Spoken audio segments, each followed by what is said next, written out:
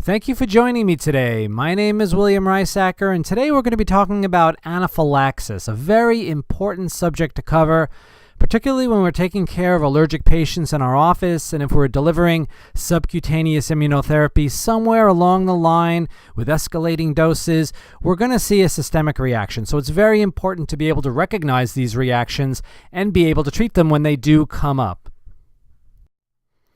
So let's start with a broad definition of anaphylaxis. This is an acute, potentially lethal reaction. It involves multiple systems in the body, and what it results from is the sudden release of histamine from mast cells, as well as the release of mediators into the circulation.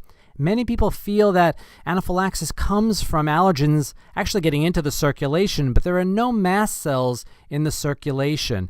This is a tissue-based reaction, but what it does lead to is dilation of the blood vessels, smooth muscle contraction, vascular leakage, so you get a lot of the fluid from the serum that leaks into the surrounding tissue, and that results in mucosal edema.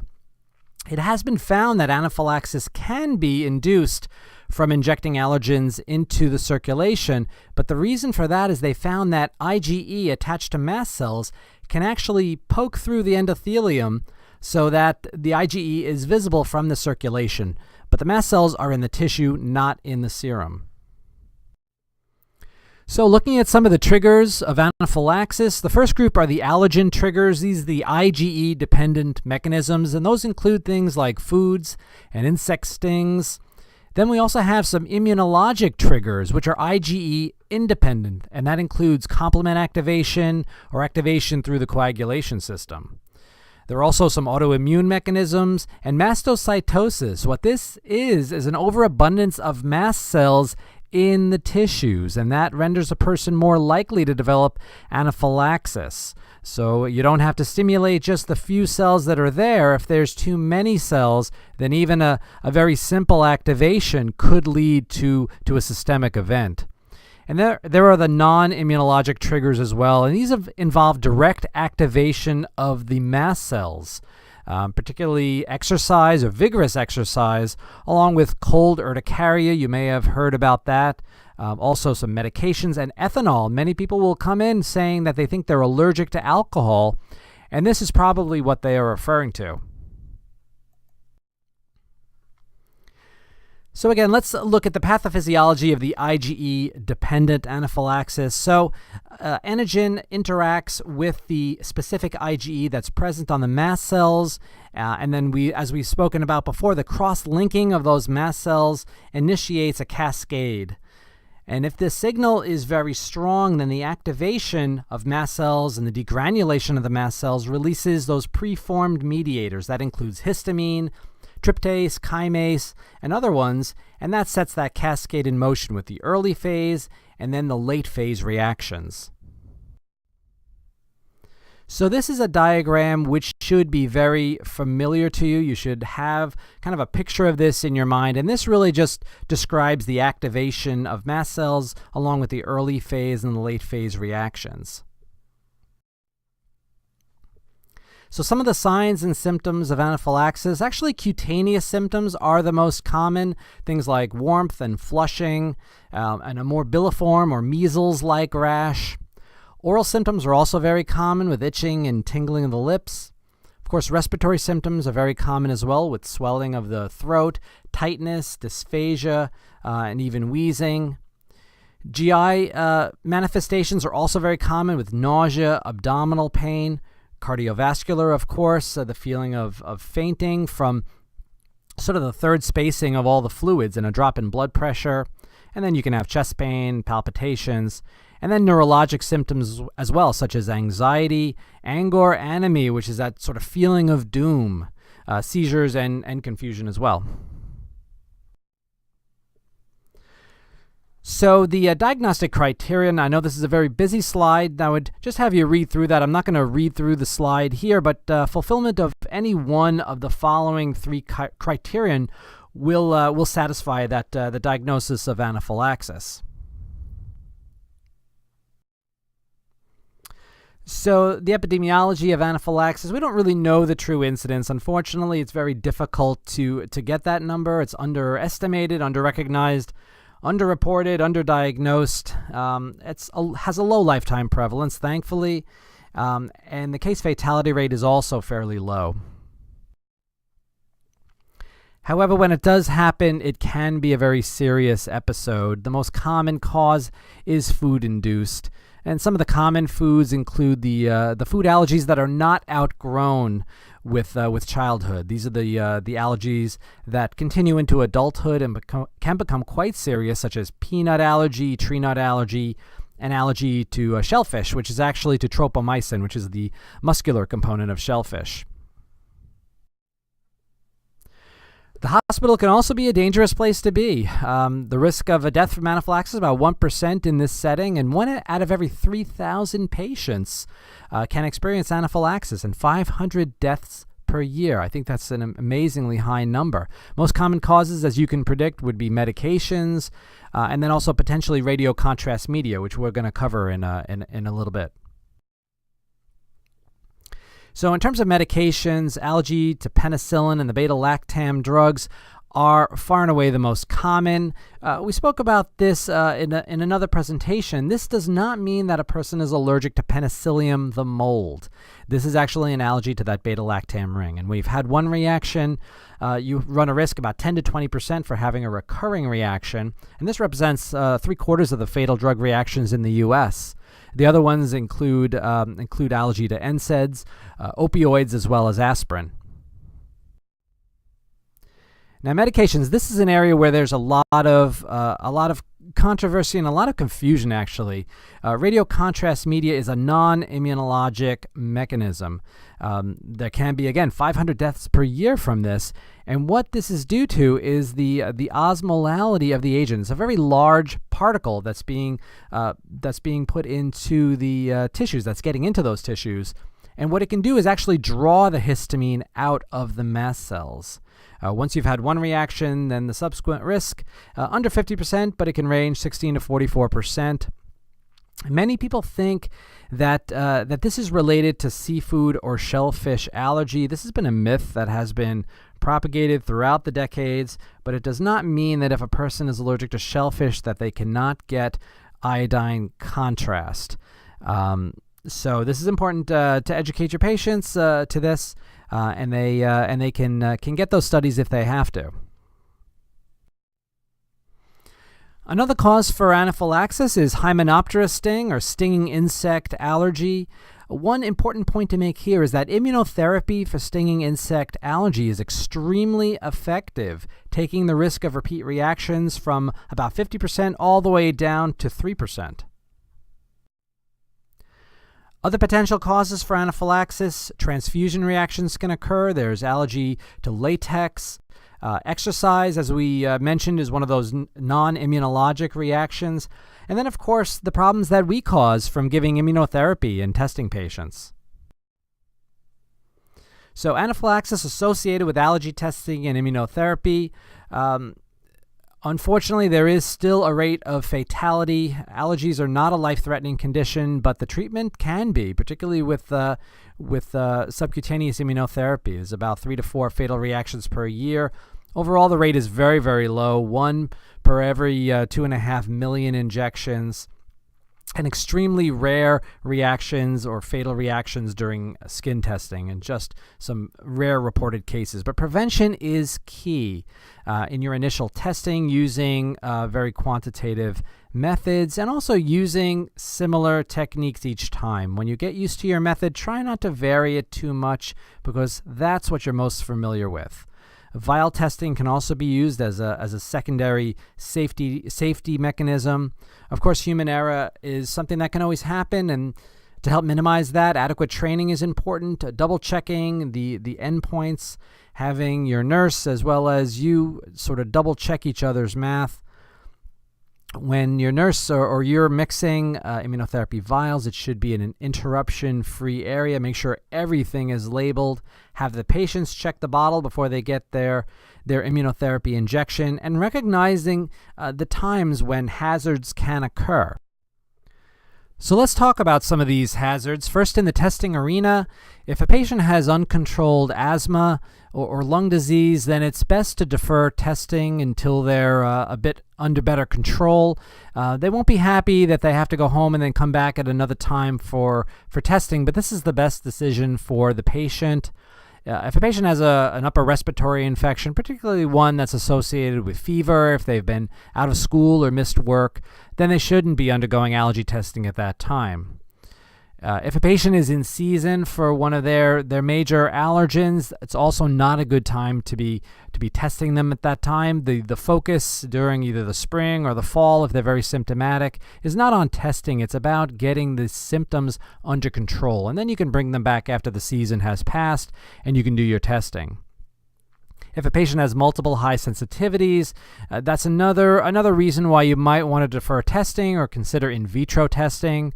If a patient has had a recent large exposure to a particular allergen, that also would be a good reason not to test the patient for that allergen.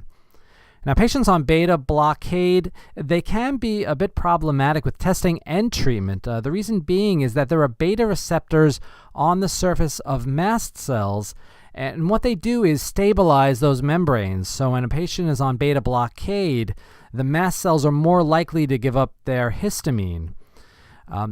It also can render epinephrine a bit less effective too if you're trying to treat that patient for an anaphylactic event. If a patient is taking beta blockers for just hypertension, then you can discuss it with their internist and perhaps switch them to a different agent. However, if they're on beta blockade for some critical reasons, such as an arrhythmia or post-MI, then it would be best to treat that patient or test that patient with in vitro methods and factor that into your decision on treatment. Mastocytosis, we spoke about the risks of that earlier. Now, in the area of treatment, some of the hazard areas are the first weeks of therapy when you're just beginning that escalation. Definitely the first injection from a new vial is also a danger point, and doing vial testing from each new vial is one way to mitigate that risk.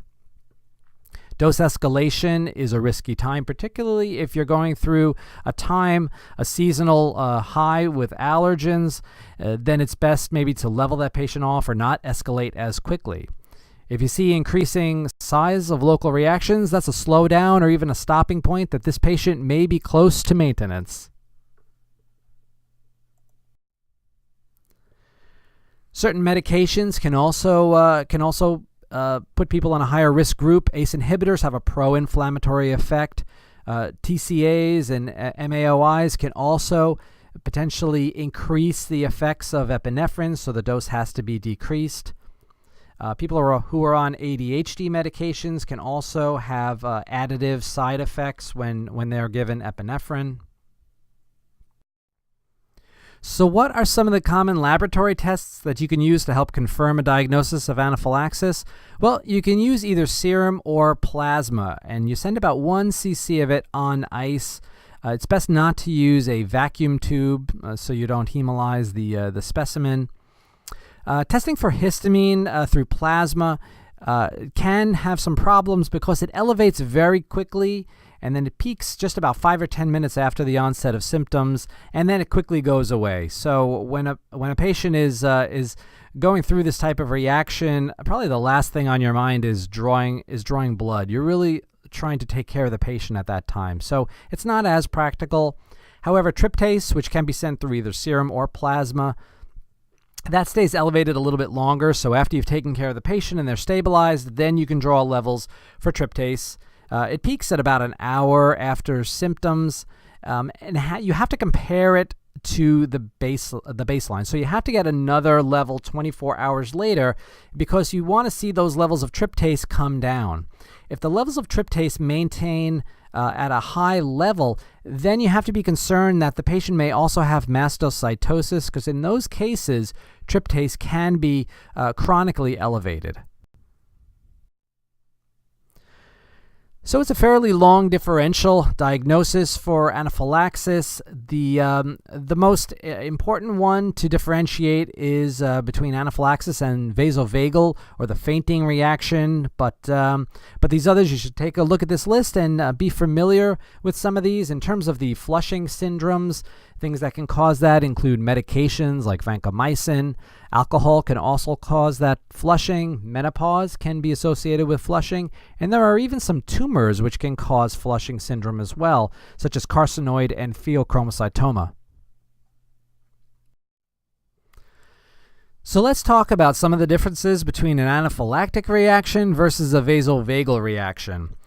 With a vasovagal reaction, the heart rate is going to be slow. That's the input of the vagal nerve. But the blood pressure is going to be normal, and that's one of the reasons why we faint when we have a vasovagal reaction. That's the body's attempt to normalize the blood pressure and to maintain the blood pressure to the head. That's why it's important not to try to sit somebody up when they're having a vasovagal reaction. Now, in contrast, the patient with anaphylaxis is going to have a rapid heart rate. The blood pressure is going to be low because all that fluid from the circulation is third spacing into the tissues, and that's why that heart rate is compensatory. The skin is also very different. With a vasovagal reaction, it's going to be cool and clammy, whereas in anaphylaxis, it's going to be red, it's going to be warm, and there may also be a rash present. Also, with a vasovagal reaction, you're not going to see the types of symptoms that you'll see with an anaphylactic reaction, such as hoarseness, cough, wheezing, or dyspnea. So the acute management of an anaphylactic reaction, you want to look at the danger signs, such as rapid progression of symptoms, any respiratory distress, or vomiting, hypotension. If you think that a patient is undergoing an anaphylactic reaction, it's never wrong to give them epinephrine. And it's actually very important to give that epinephrine. They've found that the one factor that's been associated with survival from an anaphylactic reaction has been early administration of epinephrine. It's sort of like tracheostomy. When you think trach, do trach. Well, the same thing when you're taking care of allergic patients. If you think epi, give epi. So when managing these patients, we never want to forget our ABCs, airway, breathing, and circulation. Of course, epinephrine is the most important medication that we deliver, and it's important to deliver that early. You can repeat it every 5 to 15 minutes as needed. If a patient is on MAOIs or TCAs, it's important to decrease that dose, about 10% as mentioned before. You want to put the patient in recumbent position. You want to lay them down and elevate the extremities so you can maintain as much of the blood pressure as possible and get all that fluid moving centrally towards the heart. It's helpful to apply a tourniquet above the site of the injection and place ice around the injection site to prevent further release of those allergens into the surrounding tissue. Oxygen is very important to administer as well, along with obtaining IV access and giving a good fluid bolus and monitoring the vital signs. Now, other medications to consider outside of epinephrine. Albuterol is very helpful for persistent bronchospasm, particularly after epinephrine. H1 blockers as well as H2 antihistamines can be used as well. It's important to deliver the H1 antihistamine prior to the H2. The reason being is that there are H1 receptors on the heart, and if you block the H2 receptors, then all that histamine that's still circulating around the system is going to go right for the H1 receptors on the heart, and you could get some cardiac event related to that. Glucocorticoids are also very helpful, often necessary in asthmatics, and it's very helpful for that late phase reaction.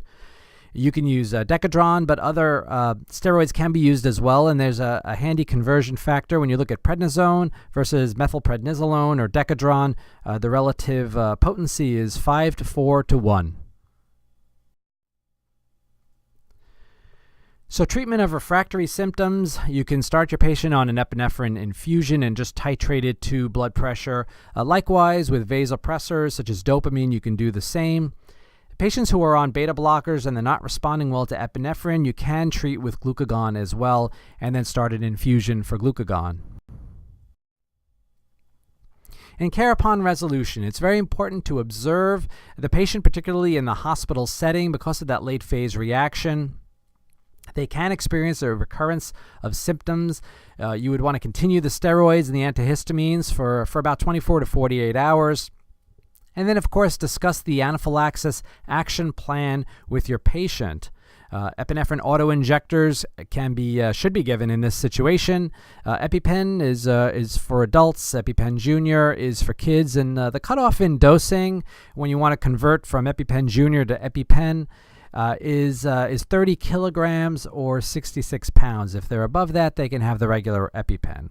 Now, the lower dose for EpiPen Junior is 15 kilograms or 33 pounds. Below that, there is an option, AviQ, which also has the 0.3 and the 0.5 dosing. Also will be coming out with a 0.1 milligram dose, and that's good for those kids that are below 15 kilograms, 33 pounds. This is anticipated to come onto the market in the spring of 2018.